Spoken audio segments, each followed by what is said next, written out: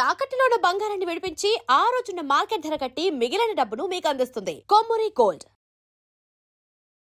నమస్కారం గురువుగారు. శ్రీమాత్రే నమః. మిథున్ రాశి వారు లలితా సహస్రనామాల్లో ఏ నామాన్ని జపిస్తే మంచి ఫలితాలు ఉంటాయంటారు? మిథున రాశి వారికి పర్టికులర్గా అంటే నామము ఏ దానం చేయాలో కూడా చెప్తాను. దీనికి కొన్ని విధి విధానాలు కూడా ఉంటాయి. అయితే మిథున రాశి వారికి ఏంటంటే ఫస్ట్ ఆఫ్ ఆల్ అమ్మవారి మంత్రం తొందరగా సిద్ధిస్తుందండి మిథున రాశి వారికి. అవునా? తొందరగా సిద్ధిస్తుంది. ఎట్ ఏ సేమ్ టైం వీళ్ళ తత్వం ఏంటంటే నడిచే వికీపీడియా అని చెప్తుంటాను ఎప్పుడు నేను. ఓహో, మిథున రాశి వారికి నడిచే వికీపీడియా. ఎందుకంటే వాళ్ళు తెలివితేటలు కానీ వాళ్ళ ఇది కానీ చాలా బాగుంటుంది. మదర్తో ఎప్పుడు దగ్గరగా ఉండాలని కోరుకుంటారు వీళ్ళు ఎక్కువగా. కాకపోతే వీళ్ళ పూర్వజన్మ కర్మ ఎప్పుడు కూడా ఓవర్గా స్పందించడం, ఒక గొడవలోకి వెళ్ళడం, వీటి వల్ల వీళ్ళు చాలా కోల్పోతారు. అంటే ఆవేశపూరితంగా చేసే పనుల వల్ల వీళ్ళ జీవితంలో చాలా ఎక్కువ నష్టపోయే వాళ్ళు ఎవరైనా ఉన్నారంటే మిథున రాశి వాళ్ళే, మిథున లగ్నం వాళ్ళే. అయితే వీళ్ళకి నామం గురించి మనం మాట్లాడుకుంటున్నాం కాబట్టి వీళ్ళు ఎక్కువగా లలితా సహస్రనామాల్లో ఫస్ట్ లైన్ ఉంటుంది చూసారా, ఓం శ్రీమాత శ్రీ మహారాజ్ని శ్రీమత్ సింహాసనేశ్వరి నమః అని, అది ఎక్కువగా చేసుకుంటూ ఉండాలి. వీళ్ళకి ఇంకోటి ఏంటంటే వీళ్ళ జీవితంలో సంతానం కలిగినప్పుడు, అందులో ముఖ్యంగా స్త్రీ సంతానం కలిగినప్పుడు మరింత లైఫ్లో చాలా అద్భుతమైనటువంటి మిరాకిల్స్ జరుగుతూ ఉంటాయి. అదేవిధంగా వీళ్ళు గోశాలకు వెళ్ళి గోవులకి క్యారెట్స్ ఉంటాయి చూసారా, క్యారెట్స్ బీట్రూట్స్ వీటిని చిన్న చిన్న ముక్కలుగా చేసుకొని గోవులకు తినిపించి అక్కడ కొంచెంసేపు కూర్చున్నట్లయితే కూడా వీళ్ళ పూర్వజన్మ కర్మ అనేటువంటిది పూర్తిగా తగ్గుతుంది. ఎందుకంటే మిథునం వారికి ఒకటి పంచమాధిపతి శుక్రుడైతే అమ్మవారి ఆరాధన, అమ్మవారి నామాన్ని లేదా ఉట్టి శ్రీమాత నమః కూడా చేసుకోవడం వల్ల సిద్ధిస్తుంది. అదేవిధంగా గోవులకు ఎప్పుడైతే క్యారెట్స్ బీట్రూట్స్ తినిపిస్తామో పూర్వజన్మ కర్మ తొలగిపోతుంది. అయితే వీళ్ళకి ఎప్పుడు మిథునం వారికి, మిథున లగ్నం వారికి మీరు కనుక చూసినట్లయితే సప్తమాధిపతి దశమాధిపతి గురువు బాధకుడు అవుతాడు. ఈ బాధక యొక్క ప్రభావం ఉంది కాబట్టి వీళ్ళు జీవిత భాగస్వామితో లేదా చేస్తున్న జాబ్లోని ఒక అంటే గురు శిష్యుల సంవాదంలా ఎప్పుడు నాలెడ్జ్ షేరింగ్లా చేసుకుంటుంటే వీళ్ళ లైఫ్ అనేది బాగుంటుంది చెప్పాలంటే.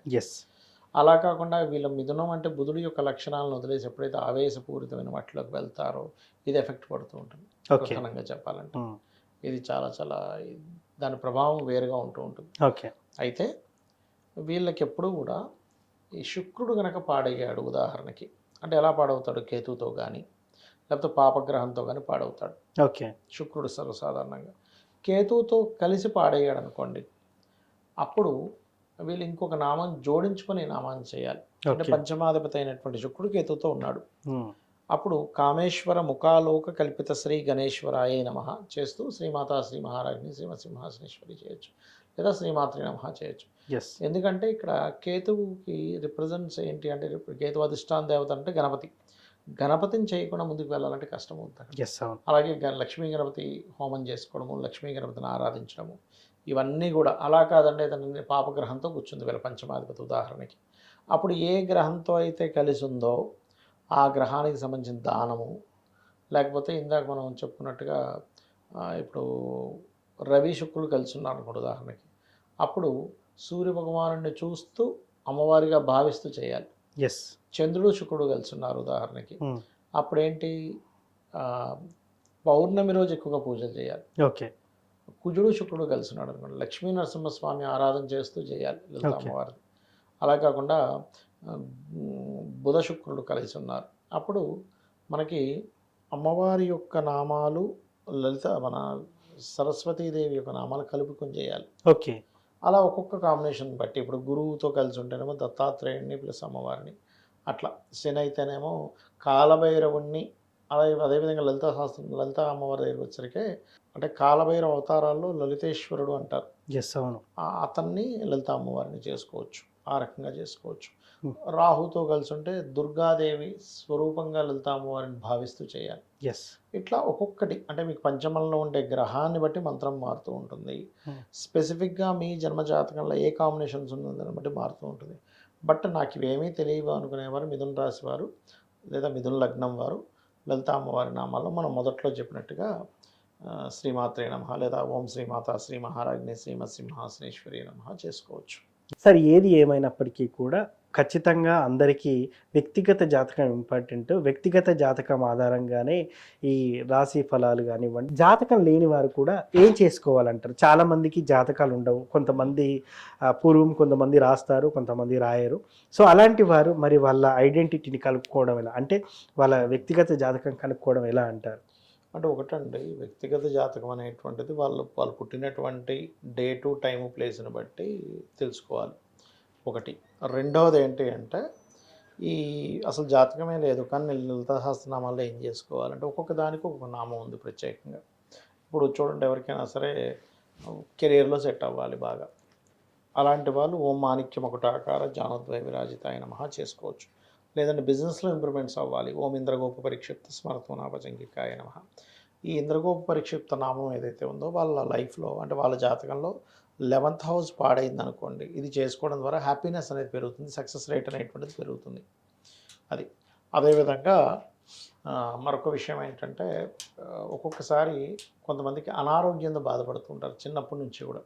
అలాంటి వారు ఓం సర్వవ్యాధి పరశమని సర్వమృత్యు నివారిణి అగ్రగణ్య చింత్య రూప కలికల్మషనాశిని నమః చేసుకోవచ్చు. ఇలాగా ఎవరెవరు దేనికి సంబంధించి చేయాలో దానికి సంబంధించి చేసుకునేటువంటిది ఉంటుంది.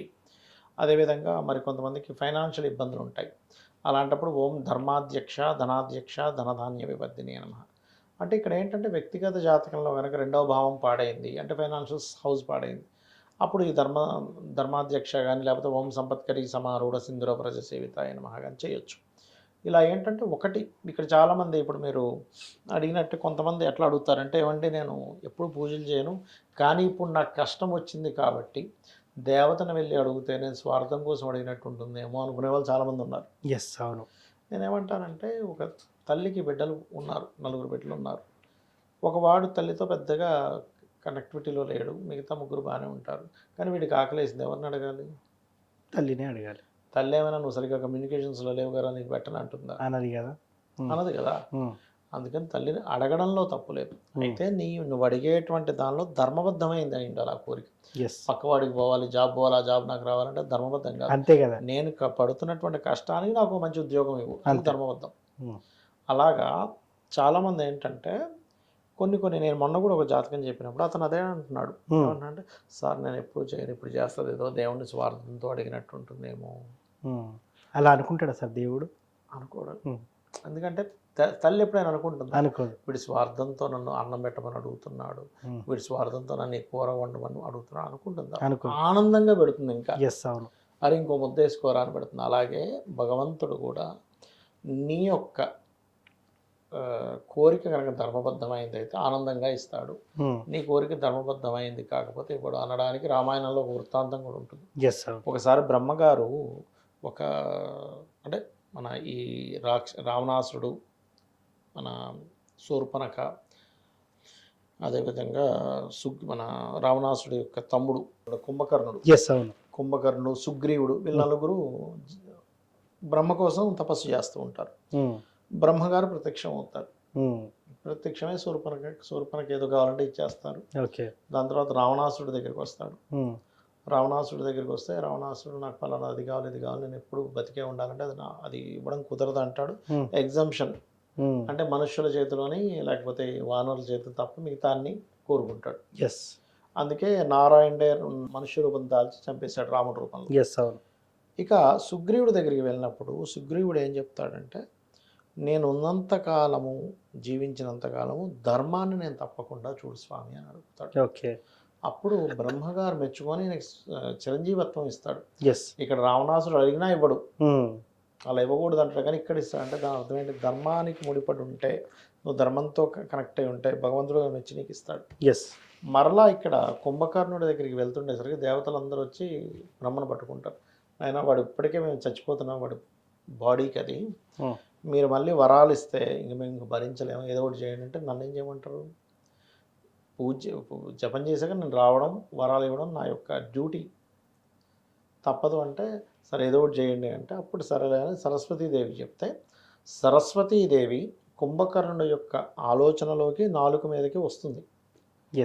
వచ్చి ఇతను ఏం వరం కావాలంటే ఆవిడ మార్చేస్తుంది. ఎట్లా అంటే, నిద్రపోయేలా చేయి, మంచి నిద్రపట్టేలా చేయి స్వామి అని. తదాస్తు అంటాడు.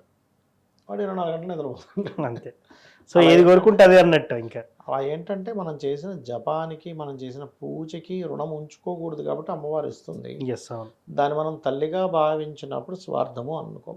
మీ భావన తల్లి లేదా తండ్రి అనే భావంతో ఉన్నప్పుడు మీకు స్వార్థం అని అనిపించదు ఫస్ట్. ఎస్, ఎప్పుడైతే ఎక్కువగా స్పిరిచువల్లోకి వెళ్ళిపోతాడో స్వార్థంగా అసలు కోరిక కోవద్దు ఫస్ట్. ఎస్, అవును. అది. సో ఏ లలిత సహస్రనామంలో ఏ నామాన్ని చదివితే ఎటువంటి ఫలితాలు ఉంటాయి, అదేవిధంగా జాతకం లేని వారు ఎలా జాతకాన్ని తీసుకొని ఐడెంటిఫై చేసుకోవాలనేది ఫుల్ క్లారిటీగా ఇచ్చారు సార్. ధన్యవాదాలు. శ్రీమాత్రే నమః.